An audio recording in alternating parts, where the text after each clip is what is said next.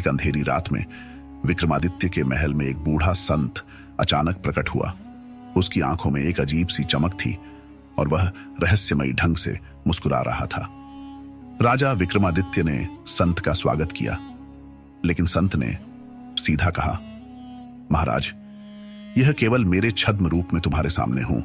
असली स्वरूप देखना है तो मेरे साथ आना पड़ेगा। विक्रमादित्य ने शांत स्वर में पूछा, तुम कौन हो और यहां क्यों आए हो? संत की हंसी महल की दीवारों से टकराते हुए गूंज उठी। मुझे केवल तांत्रिक कह सकते हो। मैं तुम्हारी शक्ति की सच्चाई जानने आया हूं, लेकिन क्या तुम मेरे मायाजाल से पार पा सकते हो? इस पर विक्रमादित्य ने हंसते हुए उत्तर दिया, तुम्हारे जादू के पीछे छुपी सच्चाई को समझने की कोशिश तो जरूर करूंगा। तांत्रिक ने एक काला धागा विक्रमादित्य को पकड़ाया और कहा, इस धागे को पकड़ते ही तुम मेरी दुनिया में पहुंच जाओगे। यदि तुम वहां से वापस लौटे तो तुम सच में महान राजा हो। विक्रमादित्य ने धागा पकड़ा और अचानक चारों ओर एक घना अंधकार छा गया। अगले पल विक्रमादित्य ने खुद को एक अनजाने जंगल में पाया। वहां सैकड़ों आवाजें गूंज रही थीं, मानो चारों ओर परछाइयां जिंदा हो उठी हों। तभी एक रहस्यमयी आवाज ने विक्रमादित्य को चौंका दिया, राजा विक्रमादित्य, क्या तुम जानते हो कि यह केवल शुरुआत है? विक्रमादित्य ने आत्मविश्वास से उत्तर दिया, शुरुआत हो या अंत, सत्य का सामना मैं जरूर करूंगा। पर तभी जंगल में से एक परछाई विक्रमादित्य की ओर बढ़ी और ठहाके लगाते हुए बोली, राजा, क्या तुम इस जंगल से बाहर निकलने का रास्ता जानते हो, या मेरी शक्तियां तुम्हें भी यहीं बंद कर देंगी? विक्रमादित्य ने उस परछाई की ओर नजरें उठाईं, जो धीरे धीरे घने कोहरे से बाहर निकल रही थी। उसकी आकृति धुंधली और डरावनी थी और उसकी हंसी का शोर पूरे जंगल में गूंज रहा था। विक्रमादित्य ने अपने आप को संयमित करते हुए कहा, जो भी हो, इस रास्ते को समझकर ही वापस लौटूंगा।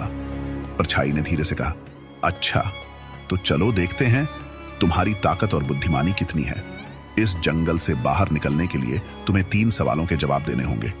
अगर एक भी गलत जवाब दिया तो तुम हमेशा के लिए इसी जंगल में खो जाओगे। विक्रमादित्य ने आंखें बंद कर अपनी आत्मशक्ति को मजबूत किया और फिर बोला, पूछो, मैं तैयार हूं। परछाई ने अपना पहला सवाल पूछा, वह क्या है जो हमेशा चलता है, कभी रुकता नहीं, पर किसी को दिखाई नहीं देता? विक्रमादित्य ने थोड़ी देर सोचकर उत्तर दिया, वह समय है जो चलता तो रहता है पर किसी की पकड़ में नहीं आता। परछाई थोड़ी चौंकी, लेकिन उसने मुस्कुराते हुए कहा, ठीक है, चलो दूसरा सवाल सुनो। उसकी आवाज में अब एक गंभीरता आ चुकी थी। दूसरा सवाल था, ऐसी कौन सी चीज है जो जितनी ज्यादा होगी इंसान उतना ही ज्यादा खो जाता है? विक्रमादित्य ने आंखें बंद कर मनन किया और फिर उत्तर दिया, वह लालच है।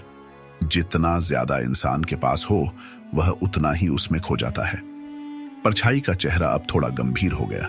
उसे समझ में आने लगा था कि विक्रमादित्य सरलता से हार मानने वाला नहीं है।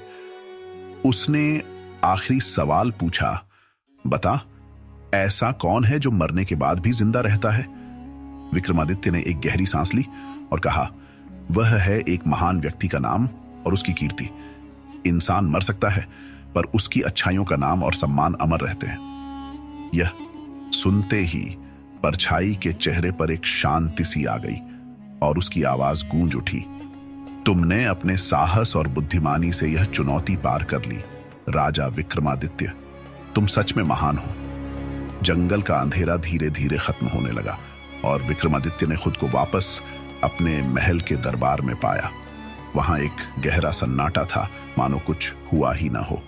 लेकिन विक्रमादित्य के मन में उस तांत्रिक और उसकी रहस्यमयी दुनिया की छवि हमेशा के लिए बस गई। Thanks for watching. For more videos press like, share and subscribe our page.